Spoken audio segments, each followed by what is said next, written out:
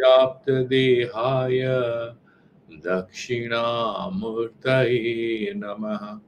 Om Shanti Shanti Shanti. Sri Gurubhyo Namaha Hare Om Tat Sat. So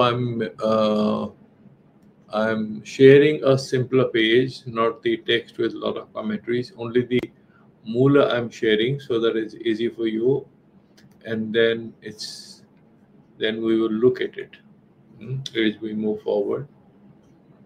We have finished the first chapter, and then we will go to the second chapter. The first chapter is over, and I'm just introducing you. Why are we doing the second chapter? That's very critical. The first chapter, he says in the end, that if you, in a very concentrated way, steadfastly meditate on how the Atma is different from the Panchakoshas, and how we get deluded in samsara, and why Agyana binds us, and how we can get out of it. Very brief. Kindly mute your. So if you can do that much if you can do, then you can get liberation. That is what he mentions. Okay, so that he mentions. Then in the second chapter, he is going to explain to us this whole sansara, how did it emerge? Why does he need to do it? That is the question which will come into your mind. In the Chandogya Upanishad, there is this statement about how the sansara or the whole creation comes into being. Sadeva Somya Idamagra Asit. Asadeva Somya Idamagra Asit. Ekam Eva Advitiyam. There is only one and without a second. That begs the question. There was only one thing. Am I seeing that one thing? Are we experiencing oneness? No. We are experiencing Srishti Vaichitriya, multiplicity, complexity, diversity. Where from it came? If the Vedas are telling you there is only one absolute divine reality, then why are we suffering in life? Why somebody is rich, somebody is poor, somebody is young and powerful and healthy, another person is old and struggling with survival, doesn't have good health, somebody is suffering, somebody doesn't. We have all these problems. So, the philosophical explanatory device with which they are saying that you need to meditate on the unity of this whole universe in the form of pure consciousness, it is their responsibility to explain the diversity. It is their responsibility, number one. Number two, when you say that the Advaita Brahman is one, what are you doing? All of us have agreed that the three kind of Vedas which are there shall not be there. And what are these three kinds of Vedas? Sajatiya, Vijatiya, and Swagata Veda. These Vedas will not be there. That is critical. So you are agreeing that these Vedas will not be there, right? So these Vedas are not there. Then it makes sense. And what is this Sajatiya, Vijatiya, and Swagata Veda? We have discussed earlier. I'm just repeating for the benefit of your early and quick reference to that. What are these? Sajatya is that you have one phone, you have another phone. But these two phones are different. But Sajatya Veda means a one category, but the number is two, or three, or four. That is Sajatya Veda. Vijatya Veda, you have a phone and a tab. The tab or the MacBook or the laptop or desktop is different from a phone. That is Vijatya Veda. There is a difference, and the difference is not about number, but the difference is about what you call the category of material entity that you are referring to, right? And finally, there is something called Swagata Veda. So you have a human being. He has a head. The head is different from that person. He has two hands, or she has two hands. Hands are different from, you have leaves and a tree. The tree is different from the leaves. So how do you explain that? That is called Swagata Veda. The difference between whole and parts is called Swagata Veda, because that Veda is within that entity that we see. So when Shastra or the Advaita Vedantic text in Chandogya Upanishad says, Sadeva Somya Idam Agra Asit Sat, that easiness was there in the beginning, is a very powerful statement. And the Vedantists use this particular sentence or statement or adage or insight of the Upanishads to sort of explain it to the Buddhists that absolute nothingness cannot exist. You know what they are meaning when they're saying it? They are not challenging the Buddhists. They are basically saying, you would have to say there is nothingness. Yes, then immediately they will ask a question. No, I don't have any problem. Okay? They will say, I have no problem, but the problem is that you are saying there is nothing. There is. It's a contradiction with nothing. Absolute nothingness exists. Sunya hai. They are mutually contradictory. You can't even frame a sentence.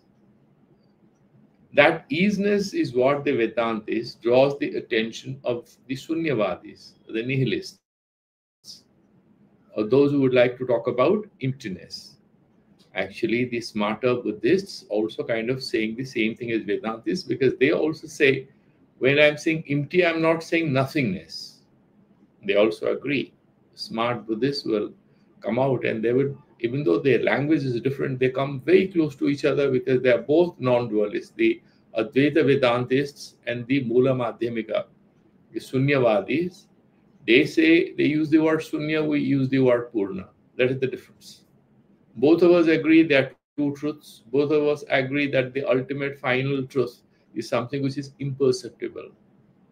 You can talk about it, but that is experienced, but they use a word called Annata, which distinguishes us from the Buddhists, even though we share a lot of things. The difference in language. More or less the closeness to the ultimate truth, they are very close cousins, very close to each other. Now, when Upanishad is telling us, Sadeva Somya Idamagra Asit, that Sat thing was there. By saying that Sat, isness, they are creating space for us to accept diversity as something, this grand philosophy, which admits of the absolute isness can accommodate. Please mark the words. Very interesting. We are accepting absolute isness. We are not arguing that there is a car. No, there was no car. There was no phone some time back. There was no electricity. The isness was always there. The isness will always be there. In that grand scheme of things, it's a powerful and yet a very simple insight, which creates space to accommodate the diversity. And therefore, Thakur used to say that Jadugar alone is real. His magic is not real. The magician is true. His magic is not true. But then if there is no magic, how come he's a magician?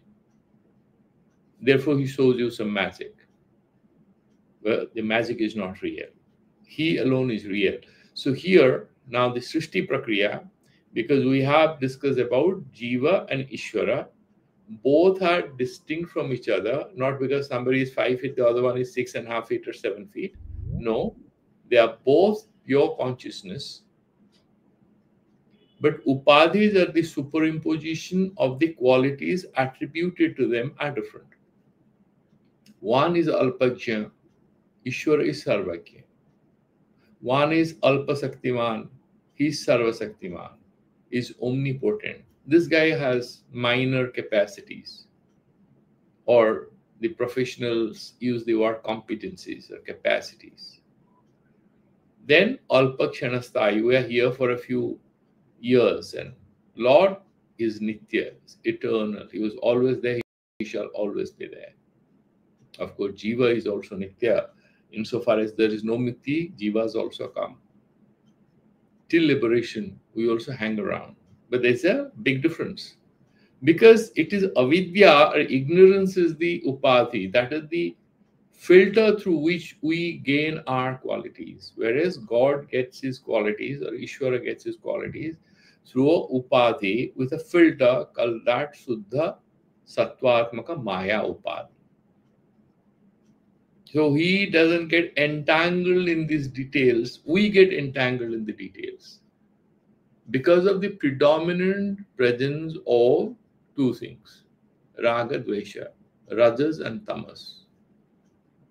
Now, we have already discussed in the first chapter how the gross body that we have has come into being. We have also discussed in very brief what is Panchikarana. We will discuss that in greater detail.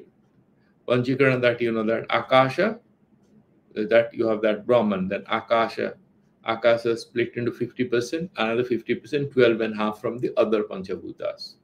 That is how the Sukshma Bhuta becomes Sthula Bhuta. Out of the Sukshma Bhuta, you have the Jnani Indriyas. And you have the Karma Indriyas also. The Rajasika Angsha of the Sukshma Bhutas, you have the Karma Indriyas. The Sattvika Angsha, from the Sukshma Bhutas, you have the Jnana Indriyas. Manas and Buddhi together. So these are Pancha Tanmatras and Buddhi Ahankar, out of which this Linga Sarira, the subtle body that we have, is created. The gross body is the Annamaya Kosha.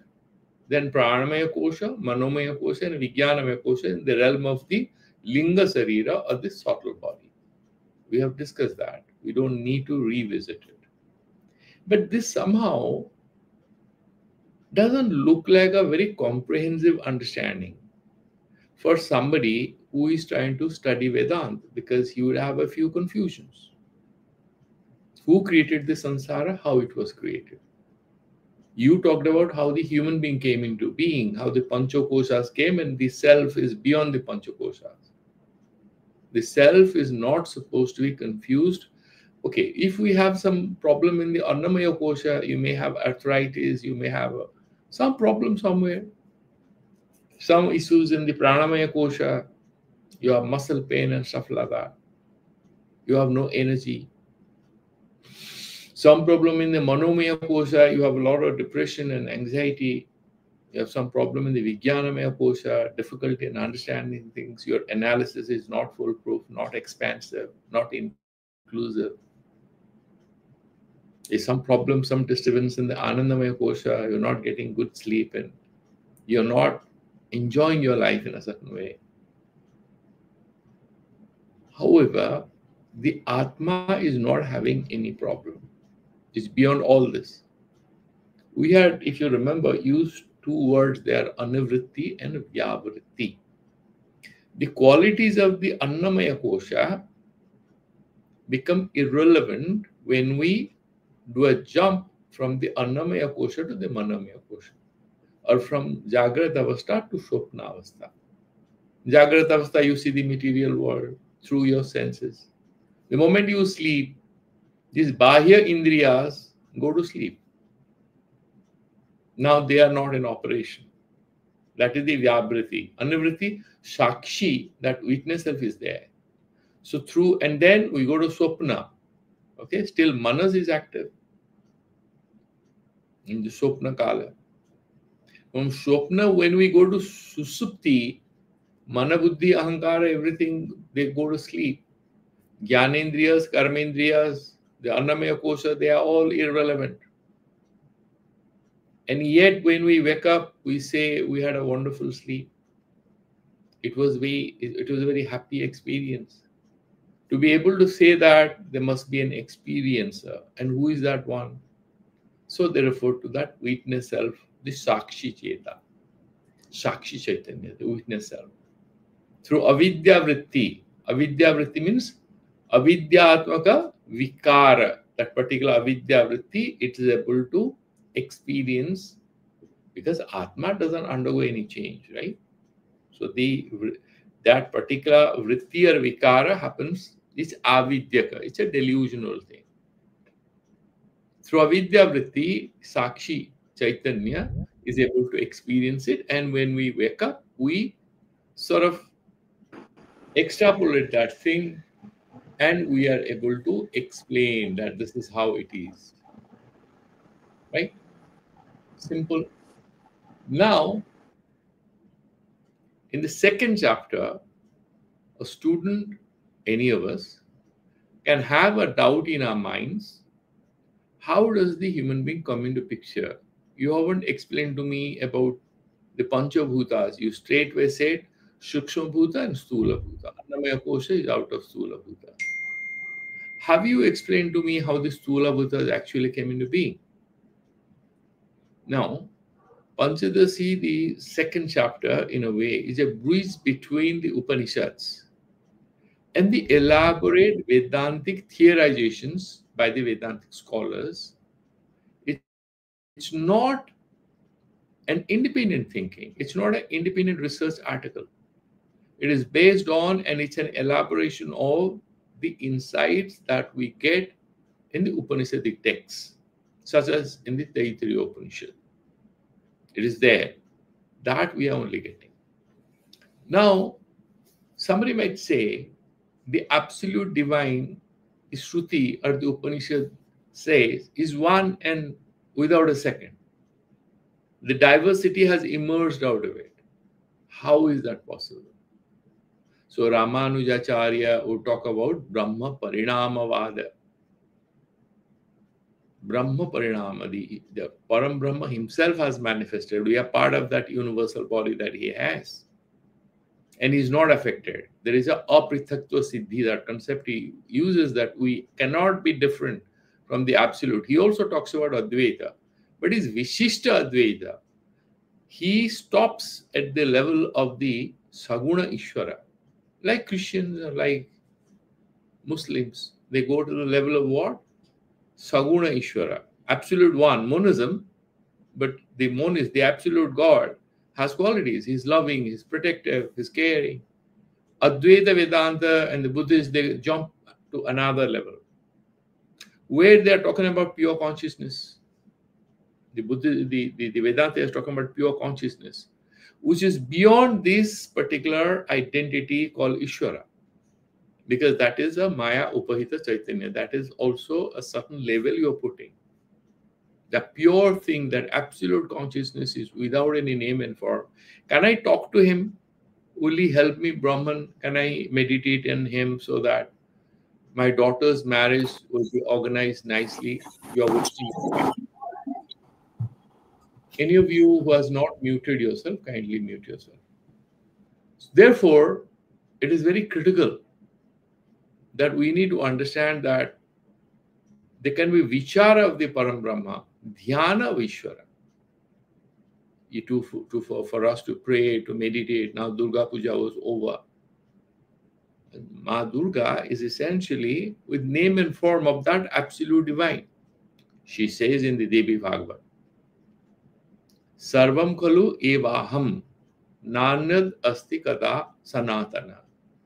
There is nothing else which is eternal. All that you see, all the diversity, all the powers, the names and forms that you see is me.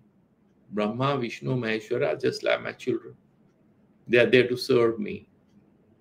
Brahmaji realizes it, Vishnu realizes it, and she blesses all of them.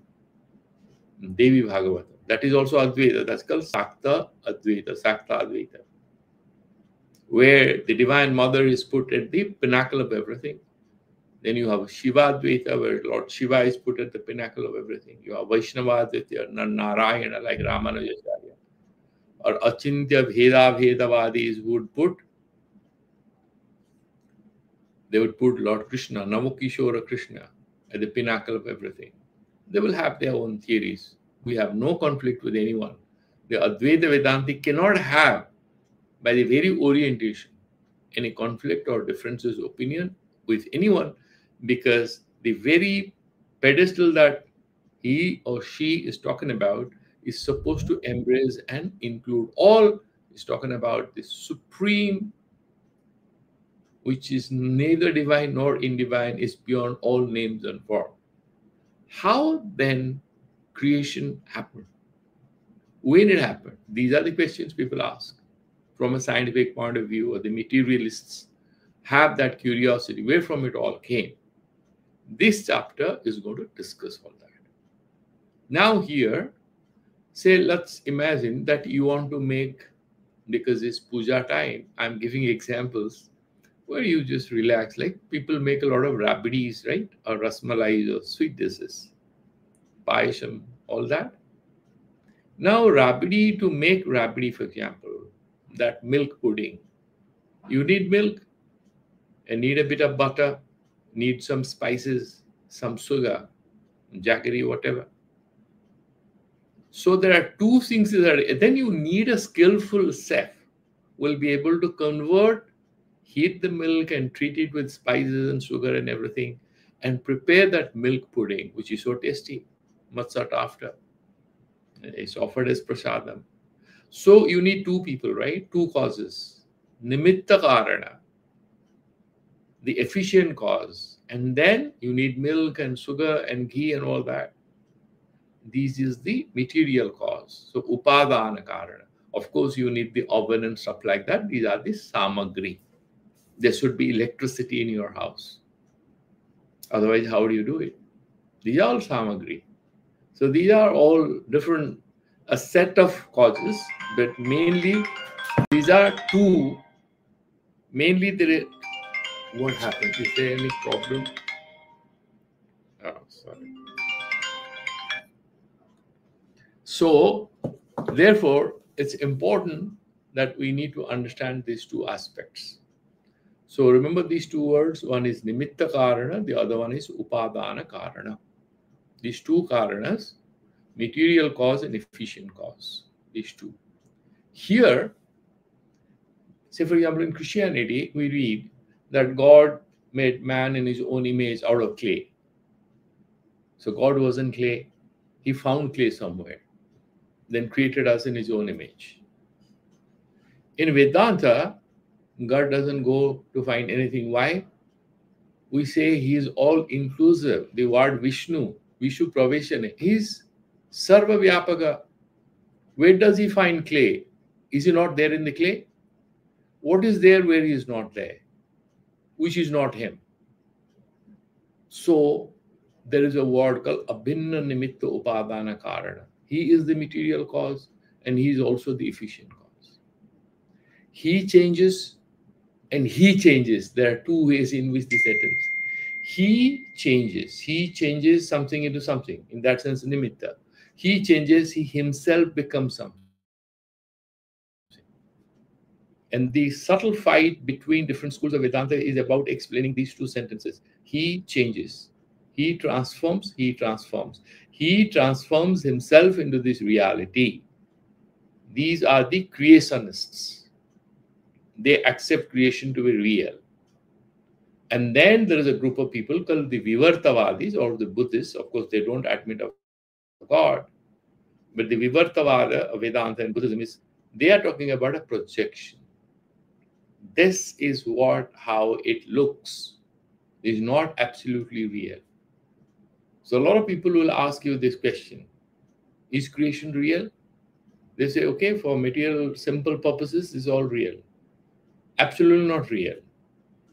Phenomenal real. It is and it's not. That's why they say it's anirvachaniya.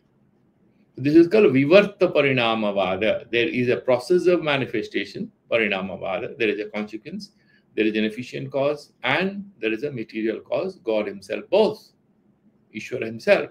However, this is not absolutely real. This is phenomenal. That's why it's magic of the magician, with the Supreme Lord or Supreme Goddess. Now, because we are just fresh out of the Durga Puja, let's imagine Divine Mother created everything. Much easy, Mother Force. So she is playing this game. So those who do not want to deny this creation as absolute magic, but would like to engage with it, they are called Leelavadis, mass game. This is a Leela, this is a play, eternal play. Thakur Ramakrishna Paramahansa, he was a Leelavadi. He said, no, you don't have to deny anything. A car, house, everything is a joke. No, it's not a joke. It's Leela. But remember, when he uses the word Leela, he's saying the Lord is not fundamentally, the Divine Mother is not fundamentally involved in all this. Did she kill Mahishasur? Did she kill Chandamunda and Shumbha Nishubha? These are stories.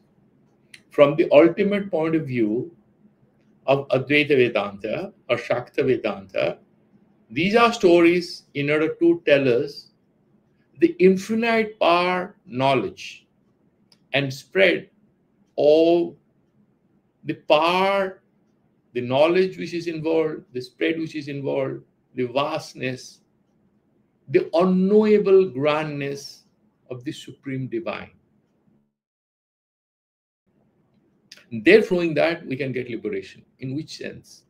We would be able to lose interest, which appears very interesting, and yet which is fundamentally far less interesting than that particular source of all magic, which manifests as this whole universe. That's how a bhakta gets liberated, by thinking about Bhagavan. The Advaita Vedanti speaks in a different language, because Leela Sankirtan is at one level, but you can go even further. You can do analysis of how it has come, and that's what we are going to do. Now, I'm again sharing the page. What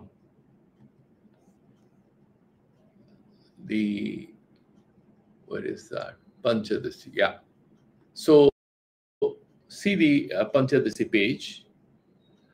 Bhuta Viveka Nama Dvitiya Parichedaha is Panchabhuta Viveka, the material gross. How did it come into being?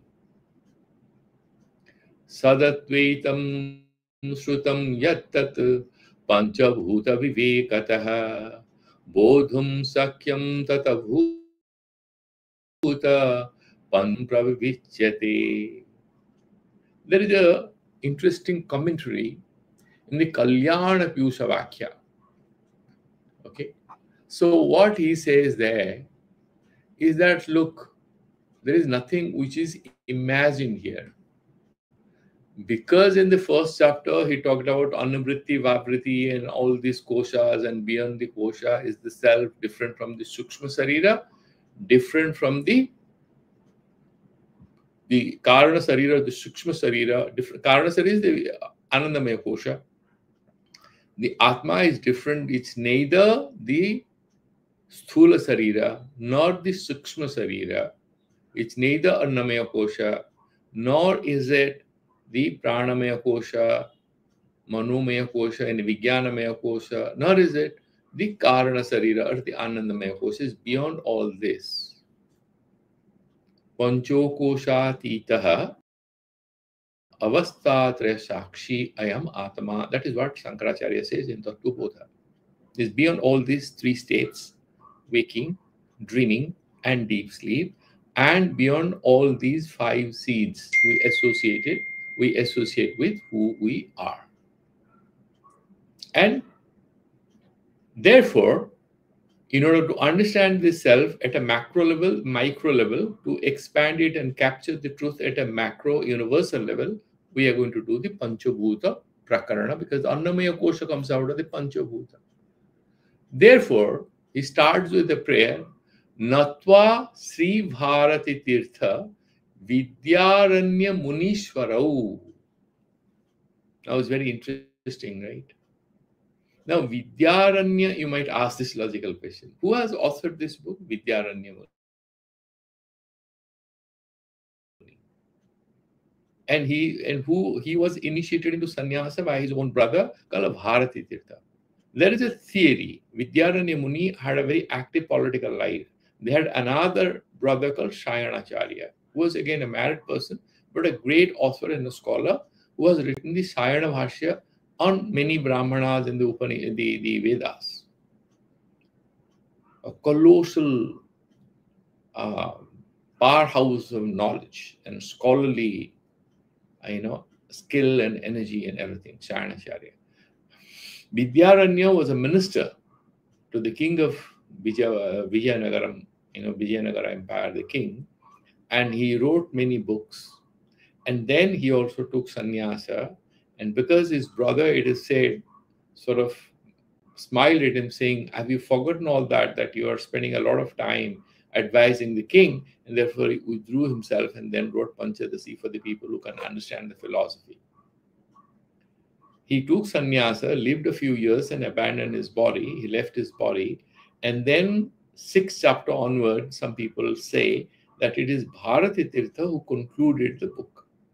He wrote down the other 9 chapters. So the first 6 chapters are very compact, very loaded with a lot of philosophical questions, because Vidyaranya Muni was a great scholar. Bharati Tirtha was a great sannyasi. He was more experiential. But the flow of words, the spontaneity of explanation, it came very naturally to great Vidyaranya Muni. So he's saying, Natva Sri Bharati Tirtha Vidyaranya Munishwarau. So both of them I am bowing down. Panchabhuta Vivekasya Vakhyanam Kriyate Maya. By me is being done. So you would definitely think whether the third person, is there a third person who is writing this? That will come to your mind. But that's irrelevant. Panchabhuta Vivekasya Vakhyanam. An elaborate understanding of how the Panchabhutas, that is Akasha, Vayu, Agni, Jala, and Prithvi, the sky, the space, and then air, fire, water, and earth. These 5 elements, out of what this whole diverse and world of multiplicity is created out of these Panchabhutas. Without this, you cannot have this samsara. You need these 5 elements, and how they came into being, and how the diverse samsara, the universe, got created. So he starts, Vivekasya Vyakhyanam Kriyate Maya. Now it's being done. Sadeva Somya Idamagre Asid Egam Eva Advityam. This is Chandogya Upanishad. There's a conversation between father and son. And with a lot of love, he's addressing his son as Somya, obviously. For every father, his son or daughter is most attractive. And for every child, his mother is the most beautiful lady on earth, most loving person on earth. So he's addressing his son as Somya. He's saying, you know my son. Then he said, Asadeva Somya Idamagrasi. So there's a contradiction. There was nothing and there was Sat. What he's trying to say? What did not appear to be there came into being. So what was subtle became gross. What was invisible became visible. What was imperceptible became perceptible. So you can talk about 2 states of consciousness. One is a unified non-dual state of pure consciousness. And then the other one is consciousness into which multiplicity has made its entry, or it has evolved into a state of duality. What is a good example that one can think of? Well, look at the ocean. When bubbles appear, then, or the waves appear, the ocean becomes waves. And the waves have apparent individual identity. You can say these are tall waves and this is a flat wave, things like that. with the ocean. So you have these two levels, or two, you can say phases, if you're using a word from physics. There are two phases of the same thing, same energy, but there are two phases. There are two levels that real sense of that, like that. So the avyakrita becomes vyakrita, the unmanifest becomes manifest, remains the same thing. It looks like parinama bhava. Really, the unmanifest becomes. So if you look at Sri Aurobindo or look at the Vaishnavas and the Shaivas, they say no, sansara is not unreal. Shankaracharya says no, don't get stuck with this. Ultimately, all this is a projection. The ultimate truth is pure consciousness. Names and forms, you want to love it, you want to waste time, you have. However, remember, the absolute remains so. And in a certain way, Swami Nigamananda Saraswati of Bengal used to say, Sankarir Moth, Chaitanyar Path. So Sankara is absolutely right, but it will not make any sense to us to start with. Therefore, you start doing bhakti and do the sadhana and do everything. Don't try to discard the upasanas and the prayers and the meditations and the pranayam and everything, all sadhana. So he wrote 4 books, Yogi Guru and Tantrika Guru and Premika Guru and then Jnana Guru, Jnani Guru. So he wrote these 4 books. All the 4 sadhanas he clearly mentioned. But ultimately he says the absolute thing. In his Jnani Guru, he discusses all that. So he's saying, Sadeva Somya idamagre asid ekameva advitiyam iti srutya jagat utpattihe pura. Before the earth came into being. Okay, that is what he's saying. Jagat karanam sadrupam advitiyam sadrupam. Mark these words. This is the commentary of Ramakrishna on this sloka. Sadrupam. Sadrupa means what? It has some name and form and appearance. No. It's Swarupa. Sat Swarupa, isness. No name and form. That is the absolute isness. Jagat Karanam Sadrupam. Sat Swarupam. Advitiyam, without a second, means you don't have Sajatiya, Vijatiya, Swagata Veda. Brahma. So, and therefore, there's another word that we keep repeating in Advaita Vedanta called Desha Kala Vastu Paricheda Sunya. Desataha Kalataha Vastuta. Vastuta means what? Swagata Veda. Desataha means it's everywhere. It's not in London and it's there in New York. Nothing like that. The Brahman is everywhere, all pervading. If there is a multiverse, it goes beyond all multiverses. Because it's not a physical entity. It's pure consciousness. And it includes, embraces, encompasses everything. Kalataha, there was no moment it wasn't there. There is no Big Bang after which things came into being. No, it was always there. It shall always be there. Therefore, Desakala Vastu Paricheda Sunya, that is the absolute thing, without duality of category or difference or whole and parts. Sajatya, Vijatya, and Shogata Veda Rahita. Then what happens? Jat Karanam Sadrupam Advitiyam Brahma Srutam, where Sadeva Swamya Idamagre Asid Iti, Chandriga Upanishadi, it is there. Tasya Avang Manasa Gocharatvena. Now can you know the Brahman? Avang Manasa Gochara. Gochara means Vishaya. Neither of your words, neither can you. Brahma is Avachya. Sansara is Anirvachaniya. You can describe Sansara with some difficulty. Brahman, no words suffice. Avachya. So Avang Manasa Gochara means neither can you capture it in your mind, nor can we capture it in words. Therefore, we do Lakshana Vriti, Tattvamasya, as we discussed in the first chapter. So, Tasya Avang Manasa Gocharatvena Swata Avagantum Asakyatvat. Is it easy for us to understand? No, it's very difficult to understand. Swataha Avagantum Asakyatvat Karyatvi tat upadhibhutasya bhuta panchakasya viveka dvara. Karana, difficult to understand. Okay, let's look at what are the outcomes. You don't know what is inside. So there is, let's imagine there is a hole or something, some they do? They look at the symptoms. Okay, these are the symptoms. So it could be this bacteria, this virus. They do blood culture or urine culture. And what do? They bring the antibiotics to see any reaction it has. Then they do anumana, inferential logic they apply. Yeah, so therefore it may be this particular bacteria, Salmonella or E. coli, whatever they identify. Then they will give the appropriate medicine. Now, because we cannot know the absolute cause in itself, it's beyond words and beyond our mind. Therefore, let's look at how it works. Then we will have some idea, right? Therefore, swata avagantum asakyatvad, difficult to understand. Therefore, tat karyatvena, let me look at how it works, how it manifests. Then let me look at sansara.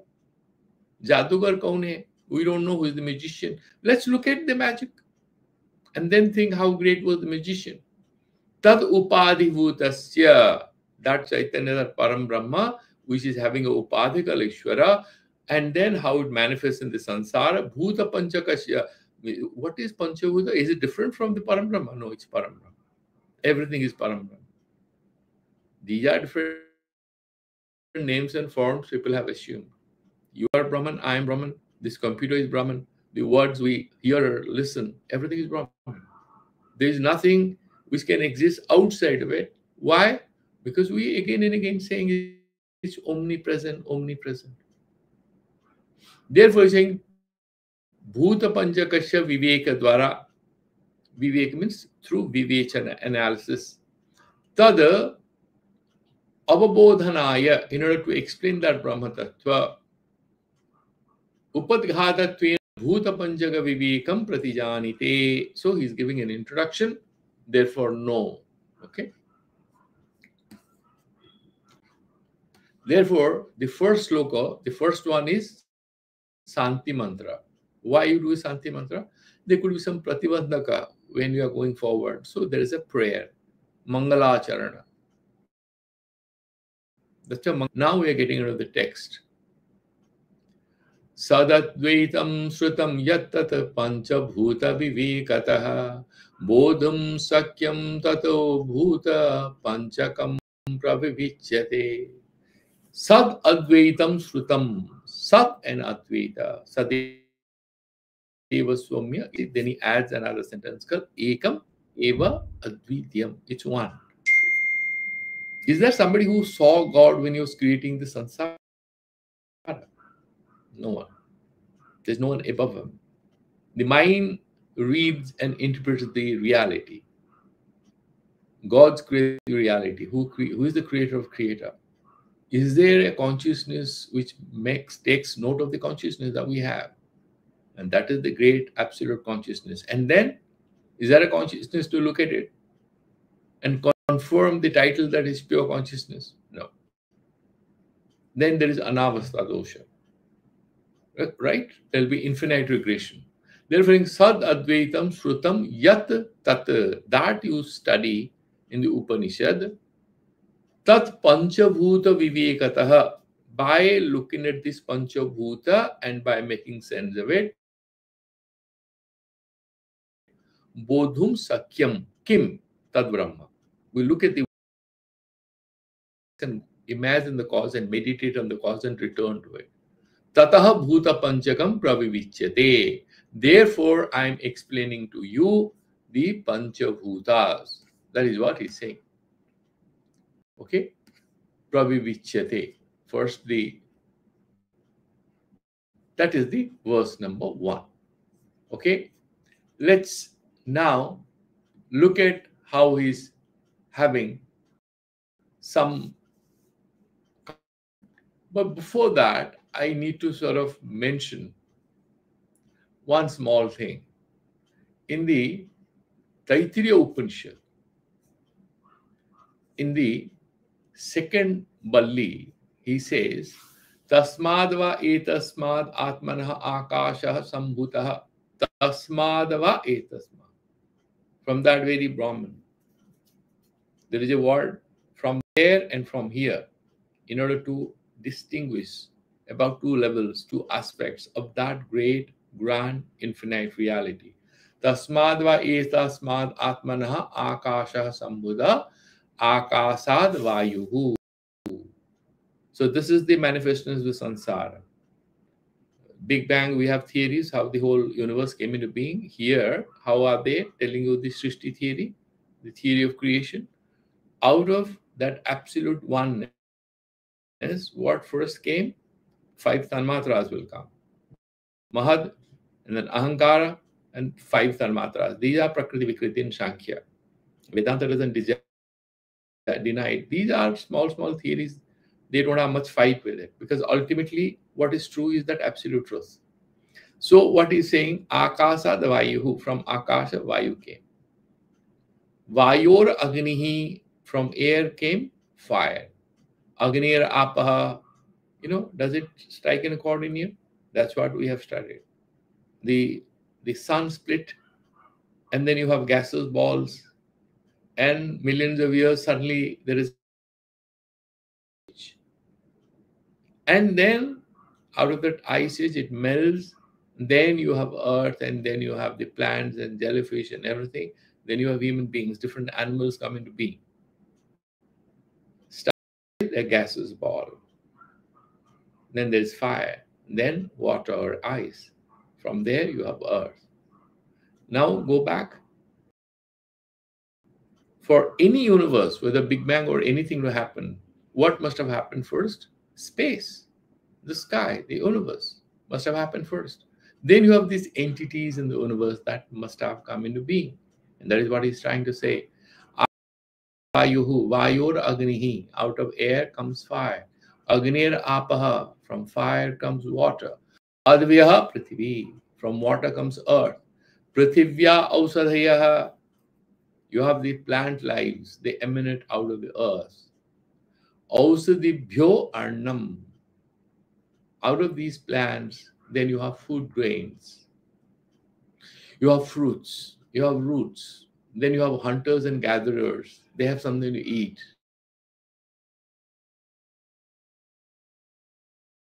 Bhyo Arnam, Taittiriya Upanishad.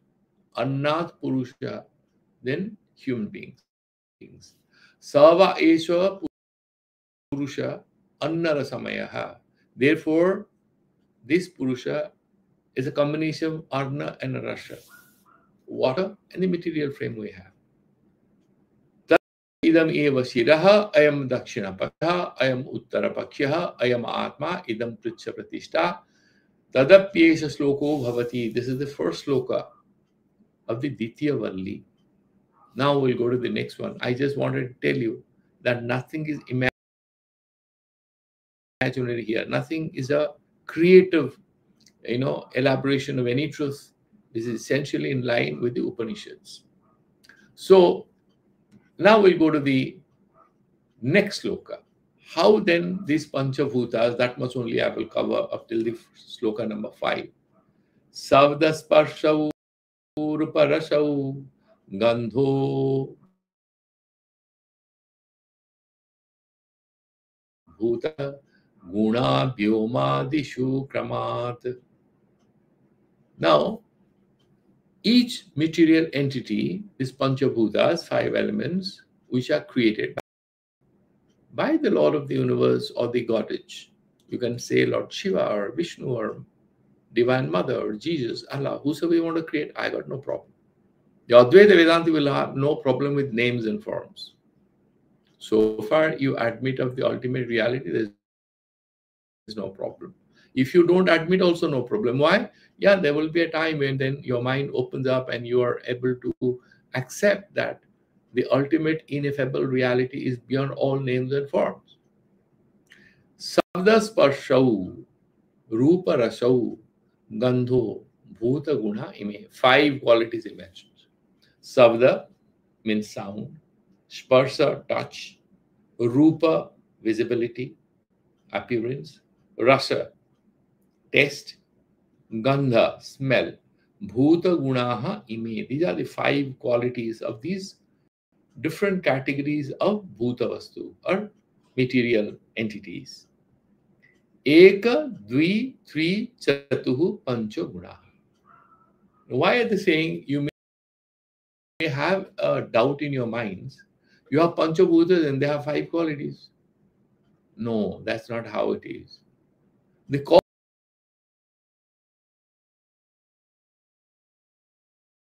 if you are making halwa, the Indian recipe, or you're making a rice pudding with milk and some dry fruits and some spices, depend as material cause, the pudding is you going to taste likewise. Akasa Dvayu, air has come out of space or the sky. Sky has one, sound travels through space. So that's a quality of the sky, the sound.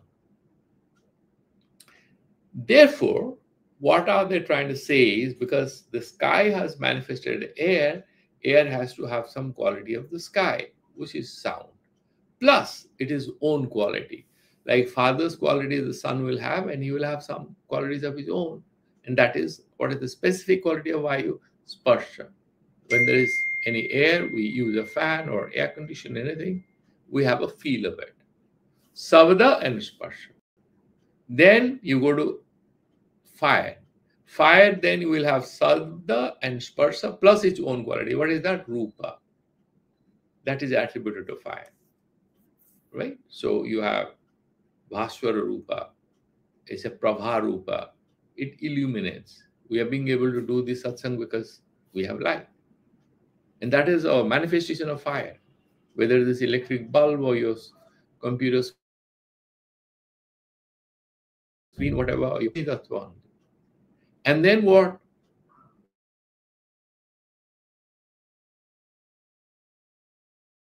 Then you have water. Water has come out of fire. And Vayu and Bani or fire, then its own quality, which is taste, that sweetness.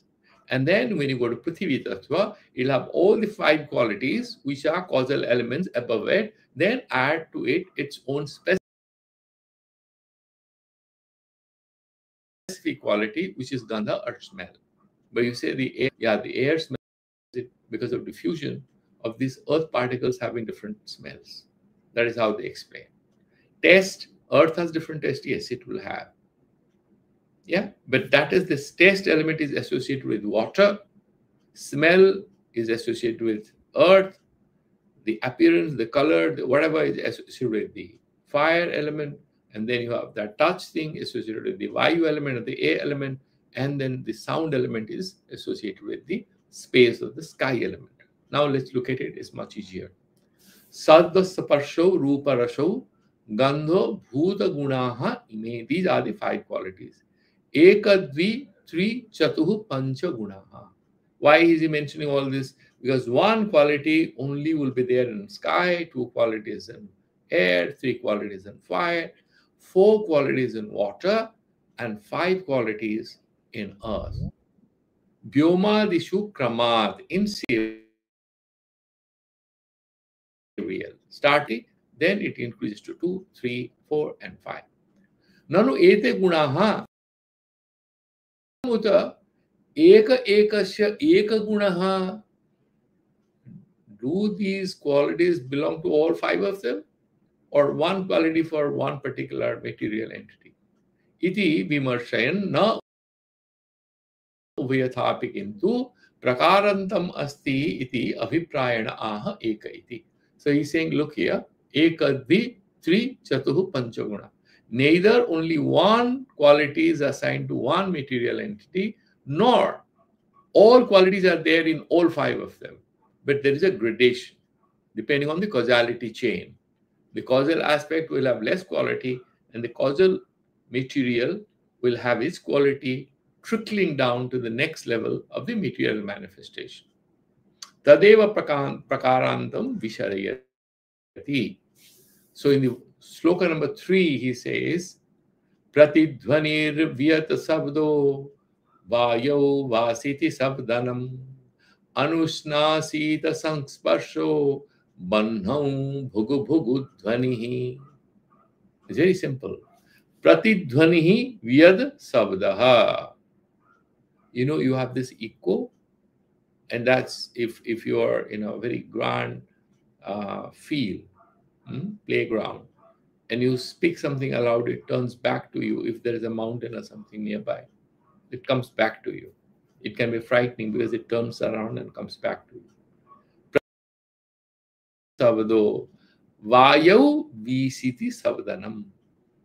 This sound which is there in the sky, it also percolates down to the level of air. And therefore, VCT, we see, you have this sound, right? During when the wind speed goes up. We see this kind of sounds. This is Anukarana. We see iti, we see iti savdanam. These sounds we also hear. Plus, what is this Sparsha Vayu? He's saying Anushna Sita Sangsparsho. Neither hot nor cold, but we have Lu and we have blizzard. Yeah, but the Lu and the blizzard is accounted for the relative strong presence or relative strong absence. Blizzard is cold, right? So the cold touch is associated with water. Therefore, during winter, because of snow and stuff like that, you have the feeling of coldness in the air. And because of the predominant influence of the fire element of the sun, during the summer, the air is very hot. It's not a innate quality of air. The innate quality of air is Anushnas Ita Sangsparsho, neither hot nor cold. It's like in Ethiopia, very pleasant all the time, 22 to 27 degrees. Bandho Bhugu Bhugu Dhvanihi, in fire, when it's burning, you have that particular noise, you can hear it. It's just an expression. Pratidhvanihi iti, the commentary, but because we have only 4 minutes. So the commentary will cover, but I'm just going to the book also so that we can sort of look at these slokas and then we can elaborate in the next class. Ushnaha sparshaha prabharupam jale bulubulu dhvanihi Sita sparshaha shluka rupam raso madhuryamiritam Bhumau kadakada shabdaha Kathinyam sparsha ishyate Neeladikam chitra rupam Madhuram Ladiko rashaha Surabhi taragandhaudau Gunaha samyak vivechitaha. This is all the 5 Panchabhutas. I'll just do the basic meanings and elaboration. We can look at it tomorrow. Ushnaha sparshaha. Where do you have this hot touch? Go near the fire. Go a little close. In winter, they have bonfire. Go a little close. Because of the predominant presence of cold, you enjoy the fire. Anybody asks you to go and sit next to fire. Yeah, if you're doing Panchagni, sadhana, of course, you will burn fire all 4 corners, and you have also Yajnakundi in front, and then you do Panchagni Vidya. During hot summer, in the midday sun, which is torturing yourself for higher siddhis. So he's saying Ushnaha Sparshaha and then Prabha Rupam. The fire will have extra rupa, right? Sparsha it has, and then it has sound is there first. One quality of fire. Bhugu Bhugu Dhvani, Bhu Bhu, we say, no? It is burning with a loud noise of its own. Ushnaha Sparshaha, you have that feeling of heat. Prabha, then water. What is the sound in the water? Bulu Bulu Dhvanihi is just imitative elaboration of the word. You go and stand next to a spring or a river, you have this particular beautiful mellifluous sound of the flow of water. He's trying to express it by saying Bulu Bulu Dhvanihi. And then, so sound is there. Then what? Sita Sparshaha.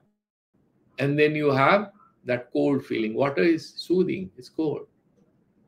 But what about hot water? Yeah, this is on account of fire. Innate qualities of water, temperature will be 4 degrees Celsius. So Sita Sparshaha Sukla Rupam. And then, it's not Bhaswara Sukla. is that simple thing. The Shukla Rupam, it actually is colorless. Water per se, pure water is colorless. He's saying Shukla Rupam. And then Raso Madhuryam Iritam, sweetness, water, pure water. If it's hard water, it may not be very sweet. Or you RO water, whatever, it's having Madhura Rasa. Then let's go to the earth. Bhumau Kadakada Sabdaha. Yeah, when stones are breaking, if you have a landslide, what kind of sound comes? Kadakada Avaj. Kadakada Sabdaha. Karthinyam Sparsha Ishyate. If somebody throws a stone at us, we can know the meaning of what he says. Karthinyam Sparsham. It's hard. But what about the sea beaches? It's very pleasant. Yeah, still you fall from a height, it's going to hurt you. So, what is it? Sparsham, Karthinyam Sparsha Ishyate. And Rupa, Neeladikam Chitra Rupam. Sometimes it's black, sometimes it's brown, sometimes it's green. Different kinds of colors it has. Again, because of the quality of the fire element. So, it has different rupas. Madhuramla